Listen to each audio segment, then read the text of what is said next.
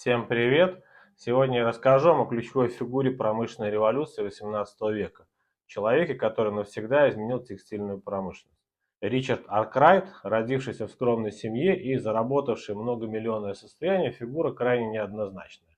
Одни считают его отцом промышленной революции и талантливым изобретателем, а другие – бесчеловечным фабрикантом и тираном английских рабочих. И не забывайте подписываться и ставить лайки, так об этом видео узнает большее количество людей. Ричард Аркрайт родился в 1732 году в Престоне в Англии. Его родители, Томас и Сара Аркрайт, были людьми очень скромного достатка. Отец портной был главой ремесленников Престона. В семье было аж 13 детей, из которых выжило только 7, а Ричард был самым младшим из оставшихся. Из-за недостатка средств мальчик не ходил в школу. Читать и писать его научила кузина Эллен. Его стремление к знаниям и изобретениям проявилось с ранних лет, и он был отдан в ученики к парикмахеру в соседнем городе и сначала работал как ученик парикмахера и изготовителя париков. Подучившись, в 1750 году он переезжает в Болтон, чтобы работать с мистером Политом, парикмахером и изготовителем тех самых париков.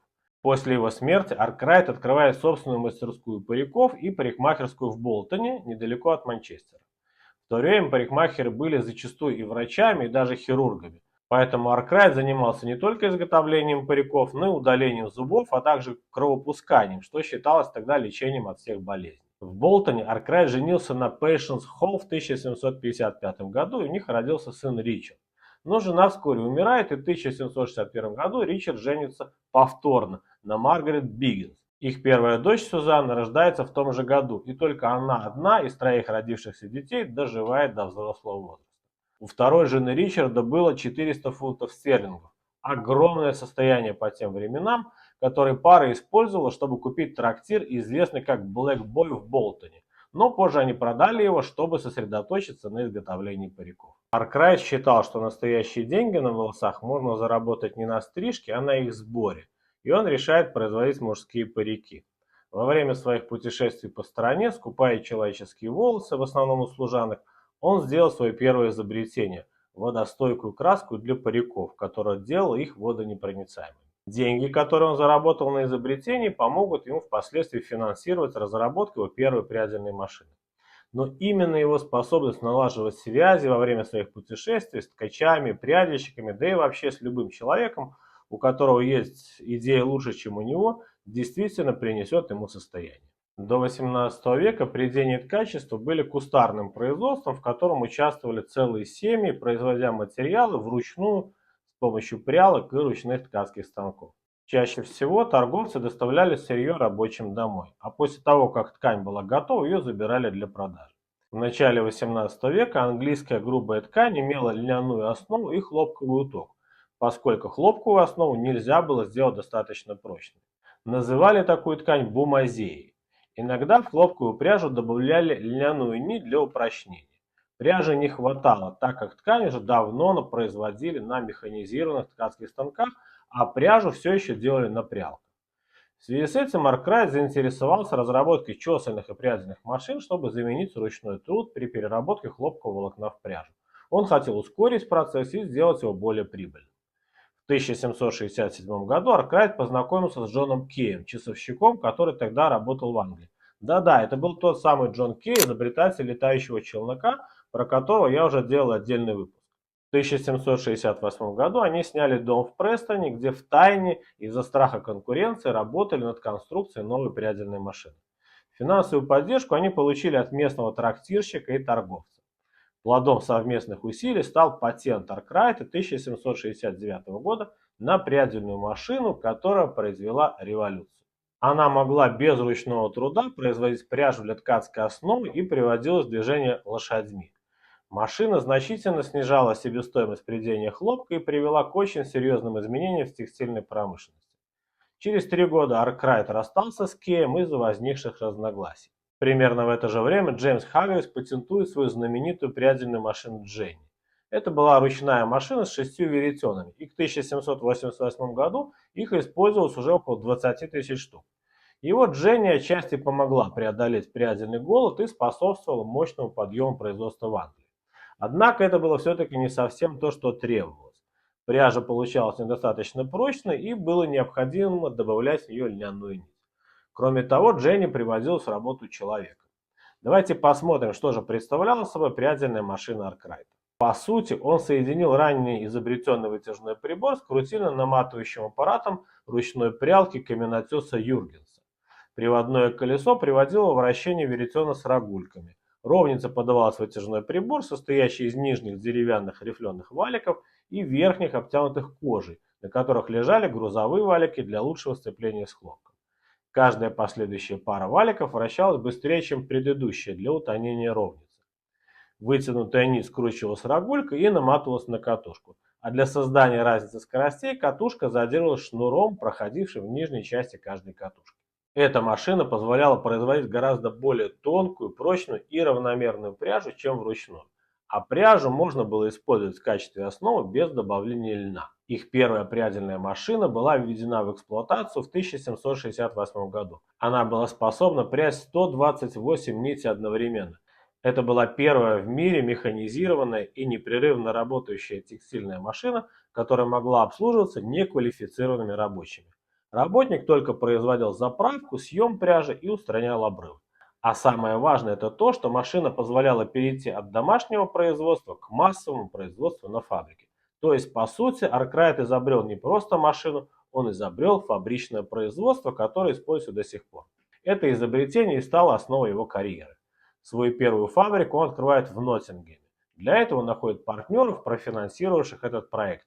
Один из партнеров был торговцем шелком, второй владелец фабрики по вязанию чулок. Совместно они построили небольшую фабрику, где прядельные машины приводили в движение лошадьми. Но вскоре им стало ясно, что лошади не способны обеспечить достаточную мощность для работы большого количества машин. И в качестве альтернативы они задумались об энергии воды. В 1775 году Аркрайт получает еще один патент на усовершенствованную чесальную машину, которая впервые могла прочесывать хлопок и получать непрерывный волокнистый холст для дальнейшей переработки. И через 5 лет партнеры широко развернули производство. Посмотрим, как же была устроена прядельная фабрика Аркрайта. В 1771 году партнеры решили отправиться в небольшую деревушку Кромфорд, чтобы построить прядельную фабрику, работающую на воде. Здесь ее было много, ведь река Дервент никогда не замерзала. Земля у реки была арендована за ежегодную плату в 14 фунтов стерлингов. И партнерам было дано разрешение отвести ручей Бонсал и построить фабрику, водяную мельницу для обеспечения фабрики энергии, а также склады, мастерские, кузницы и все остальное, что было необходимо. Первая фабрика с водяным приводом была построена в 1772 году из камня и была высотой в 5 этажей. Машины работали днем и ночью. Около 200 человек работали там в 12-часовые смены. Прядельные машины Аркрайта после этого стали называться water frame, то есть водяные машины. Из статьи в Ноттингемском журнале от 2 января 1773 года. В Ноттингеме и Кромфорде есть фабрики, которые работают на воде и лошадях, где занято множество трудолюбивых людей, придущих хлопчатобумажную пряжу по новому принципу и очень быстро. Пряжа превосходного качества и подходит для изготовления ткацких основ, что позволяет производить ткани, ранее непроизводимые в Англии, такие как муслин и калико. Посмотрите на модель прядельной фабрики в Кромфорде. На первом этаже находилось водяное колесо, которое вращалось, приводимое в движение падающей водой из отведенного под фабрику ручья. Водяное колесо через систему ремней и шестеренок приводило в движение все машины прядельной фабрики. На втором этаже находились чесальные машины, где чистили и расчесывали хлопок. На третьем ровничные, на четвертом прядельные, а на пятом этаже ткацкие станки. Ну, чем не образец современной фабрики. Прядельные машины и ткацкие станки стояли в мастерских ремесленников в городах Италии, Англии, Бельгии как минимум с XII века. Они располагались во дворах, внутри кварталов. На улицу мастерская выходила лавкой, а в глубине было производство. Фабрика вытащила производство из каждого двора, собрала вместе и поместила в отдельное здание. Вскоре Аркрайту стало очевидно, что маленький городок не может обеспечить его фабрику достаточным количеством рабочих. И поэтому он построил школу, чтобы его дети-работники могли читать и писать, часовню и большое количество домов рядом с фабрикой, чтобы привлечь приезжих рабочих из других городов. Трехэтажные здания с террасами, построенные в 1776 году для его рабочих, все еще можно увидеть на улице Нотр-стрит. Помимо жилья для рабочих, он построил отель, новую кукурузную мельницу и даже основал рынок. Своего рода кондоминиум. Аркрайт предпочитал большие семьи рабочих, чтобы пока женщины и дети работали на его прядельной фабрике, ткачи, в основном взрослые мужчины, работали дома или на фабрике за ткацкими станками. Сохранились выдержки из книг заработной платы Аркрайта за 1786-88 года с одной из фабрик, из которых мы узнаем об условиях труда на его фабрике. Работа была организована в две 13-часовые смены в день, включая наложение для пересменки. Колокола звонили в 5 утра и в 5 вечера, а ворота закрывались ровно в 6 утра и в 6 вечера. Любой опоздавший был отстранен от работы до конца дня и терял дневную зарплату. Хотя некоторые владельцы фабрик нанимали детей в возрасте 5 лет, политика Аркрайта была более милосердной. Он нанимал детей с 6 лет. Впоследствии этот возраст увеличился до 10. Две трети рабочих Аркрайта были детьми, за работой которых наблюдали надсмотрщики. Как и большинство владельцев фабрик, Аркрайт не нанимал людей старше 40 лет. Он разрешал сотрудникам недельный отпуск в год при условии, что они не будут выезжать за пределы города. Газеты писали: прядельные фабрики Аркрайта требуют очень мало детских рабочих рук.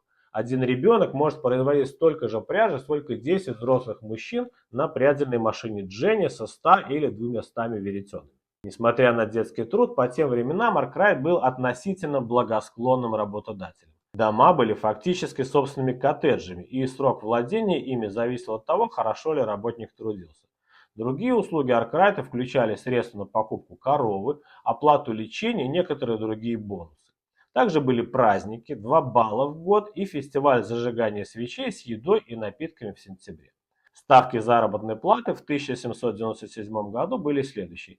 Дети от 8 до 14 лет от 1 до 5 шиллингов, взрослые женщины от 3 до 5 шиллингов, надсмотрщики 12 шиллингов в неделю. Тем не менее, его методы управления нередко вызывали недовольство. Жесткая дисциплина, строгий контроль за выполнением норм и полное отсутствие возможностей для жалоб создавали тяжелую атмосферу. Это недовольство иногда выливалось в конфликты, забастовки и даже саботаж. Физическая нагрузка и опасность работы с машинами, особенно при отсутствии защитных мер, часто приводили к травмам. Температура и влажность в помещениях для лучшей обработки хлопка была высокой, что также создавало тяжелые условия. Работая среди ревущих машин без защиты, многие рабочие теряли слух. Рабочие говорили: на одной фабрике есть машина под названием «Дьявол». Она открывает и разрывает тюки с хлопком с помощью больших вращающихся шипов. Несчастные случаи, в основном ампутация, обычное дело. И, как и на большинстве промышленных фабрик, случаются смертельные случаи. Законов, регулирующих работу на фабрике и обеспечивающих безопасность рабочих, не существовало до XIX века. При этом многие рабочие считали его внимательным боссом и были готовы защищать его от разрушителей машин. Газета Derby Mercury сообщила в 1779 году, что Аркрайт опасался, что люди, оставшиеся без работы из-за его новых фабрик, могут ее разрушить. Есть некоторые опасения, что толпа придет, чтобы разрушить заводы в Кромфорде, но они хорошо к этому подготовлены. Все джентльмены в этом районе полны решимости защитить свои заводы. 5 или 6 тысяч человек могут быть собраны в любое время менее чем за час по согласованным сигналам, которые полны решимости защищать до последней крайности заводы, благодаря которым сотни их жен и детей получают достойные и комфортные средства к существованию. Аркрайт даже держал пушку, заряженную картечью, прямо внутри главных ворот фабрики, чтобы подчеркнуть этот момент. Первоначальные партнеры в конце концов расстались. Один из них, Сэмюэль Нит, умер в 1781 году, а второй, Страт, побоялся чересчур быстрого расширения бизнеса по строительству новых фабрик. Думаю, в скором времени он очень сильно пожалел об этом. Аркрайт же выкупил их доли и стал единственным владельцем бизнеса. Дополнительным бонусом для него стала отмена пошлин на хлопок, которые были введены ранее для защиты английской шерстяной торговли от импорта хлопка Ост-Индской компании. Отмена пошлин еще больше увеличила прибыль Аркрайта. Первая фабрика в Кромфорде была построена в 1772 году, а затем он начинает по шаблону строить фабрики по всему северу Англии, даже в Шотландии. В 1774 году у него работало 600 человек, а в 1982 уже 5000. В итоге он построил около 150 прядельных фабрик, одна из которых проработала аж до 1991 года. В течение нескольких лет он сам мог устанавливать цену на хлопчатобумажную пряжу в Англии, а его фабрики навсегда изменили всю текстильную промышленность. Разумеется, конкуренты не могли смотреть на это спокойно. Раз за разом они посылали шпионов на фабрики Аркрайта, чтобы разузнать, как там все устроено. Получив необходимую информацию, они строили собственные фабрики, работающие на энергии воды. Аркрайт заработал огромное состояние, продавая пряжу и лицензии на использование своего запатентованного оборудования. Он продавал это другим производителям. В течение 10 лет, будучи бедным парикмахером с доходом в 5 фунтов стерлингов, Ричард Аркрайт приобрел поместье стоимостью 20 тысяч фунтов. Он никогда не останавливался. Будучи провидцем, когда дело касалось энергии для питания машин, он был первым, кто установил паровой двигатель, разработанный Джеймсом Ваттом. Он установил его на одной из своих фабрик в Дербашире.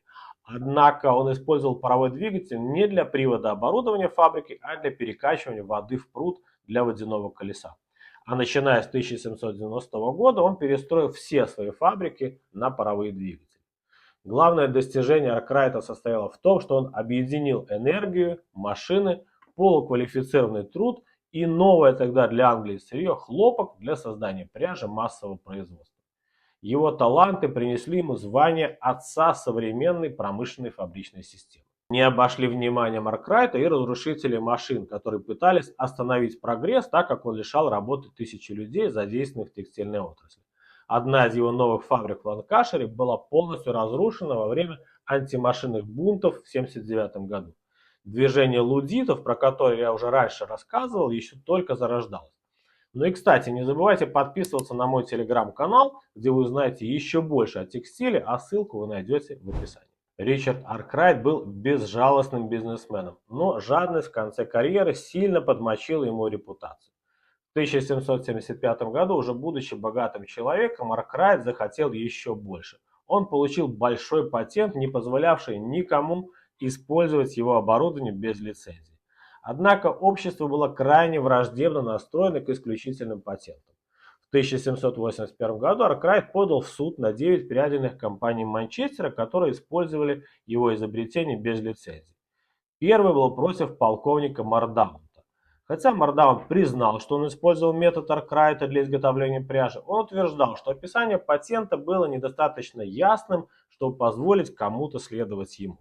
Производители очень боялись, что придется выплачивать Аркрайту компенсацию, которая просто разорила бы их. Поэтому они придумали следующее. Они просто объединились и сами подали в суд на Аркрайта, оспаривая его патенты. Ключевыми вопросами были ли изобретения Аркрайта новыми и изобретены ли они самим Аркрайтом. Его конкуренты собрали доказательства того, что некоторые элементы его машин были получены от более ранних изобретателей. Разбирательство длилось 4 года. В суд были вызваны все бывшие компаньоны Аркрайта, которые остались живы, которые не стали такими успешными, как он. Суд заслушал показания Томаса Хайса, Джона Кея, жены Джона Кея и вдовы Джеймса Хаггивса. Целый ряд судебных процессов показал, что все запатентованные Аркрайтом машины не были в действительности изобретены им. Так оказалось, что прядельную машину изобрел Джон Кей, чесальную машину Дэниэль Борн, а вытяжной прибор Джон Лис. Суд королевской скамьи заявил об этом в 1785 году и аннулировал все патенты Аркрайта. Все они свидетельствуют, что он фактически украл изобретения, на которых основал свое состояние. При этом не подлежит сомнению то, что Аркрайт объединил процессы, необходимые для превращения хлопка в пряжу с помощью механизма, в то время как другие внесли свой вклад, но не смогли запатентовать его или найти финансовых спонсоров. Карл Маркс писал о нем так. Кто знаком с биографией Аркрайта, тот никогда не даст этому гениальному цирюльнику название благородный. Из всех великих изобретателей XVIII века это был бесспорно величайший вор чужих изобретений и самый низкий субъект. После суда конкуренты свободно вздохнули. Теперь они могли свободно использовать его изобретение. Для самого же Аркрайта это уже не имело значения, он был богат. А в 1786 году его посвящают в рыцари, дают дворянский титул и назначают верховным шерифом Дербишира. Аркрайт стал несметно богатым и начал наслаждаться своим богатством. В 1788 году он купил поместье за 20 тысяч фунтов стерлингов и приступил к строительству замка в Уиллерсли для себя и своей семьи. Он, кстати, не дожил до окончания стройки, так и не пожив в замке, который был достроен только после его смерти. Замок теперь принадлежит компании Manor Adventure, обучающей приключениям детей на открытом воздухе. Он заказал свой портрет знаменитому художнику Джозефу Райту из Дерби и американскому художнику Мазеру Брауну. При этом он не чувствовал необходимости жить жизнью сельского джентльмена. Даже когда ему было значительно больше 50, чувствуя, что недостатки его образования создают ему большие неудобства в ведении переписки и управлении делами, он каждый день изучал английскую грамматику и улучшал свой почерк. Он умер в 1792 году в возрасте 59 лет от неизвестной болезни. Его состояние оценивалось в $500 000, ошеломляющая сумма в XVIII веке.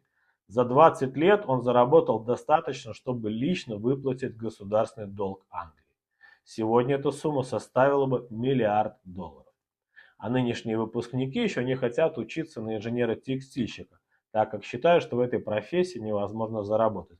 Нужно было рассказать им историю Аркрайта. Оставшиеся в Кромфорде прядяные фабрики сегодня объявлены организацией Historic England одними из 100 незаменимых объектов страны. Фонд стипендий Аркрайта был создан в 1991 году для предоставления стипендий будущим инженерам и ежегодно выдает до 400 таких стипендий. В 2009 году британская королевская почта выпустила набор из 8 почтовых марок, которые назывались «Пионеры промышленной революции». Аркрайт как раз есть на одной из 5-пенсовых марок. Но больше всех, на мой взгляд, повезло сыну Аркрайта Ричарду. После смерти отца он унаследовал большую часть его империи, продал часть фабрик, стал банкиром и приумножил свое состояние до 32 миллиардов фунтов стерлингов по сегодняшним ценам. Он был самым богатым нетитулованным человеком в Англии. Аркрайт стал для одних символом прогресса, а для других олицетворением капитализма, основанного на эксплуатации. Ну а как думаете вы? Напишите в комментариях. Если же вы хотите поддержать канал, то переходите по ссылке в описании, подписывайтесь и подписывайтесь на мой телеграм-канал.